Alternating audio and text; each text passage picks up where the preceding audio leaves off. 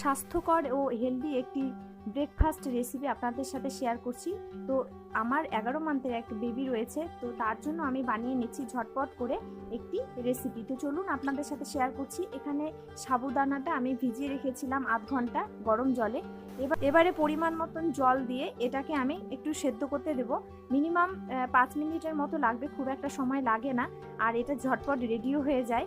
তো দেখুন এখানে এরকমভাবে যখন লিকুইড ফর্মে চলে আসবে তখন এটাকে আমার বুঝতে হবে যে হয়ে গেছে। এবার কিভাবে বেবিকে সার্ভ করব সেটাই আপনাদের সাথে শেয়ার করছি।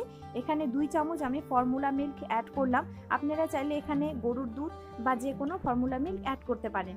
তো এখানে দেখুন খুব সুন্দরভাবে ঝটপট রেডি হয়ে গেছে। আর এখানে একটা বেনানা নিয়েছি, বেনানার 3 ভাগের 1 ভাগ নিলাম। এবারে চামচের সাহায্যে খুব ভালোভাবে ম্যাশ করে নেব।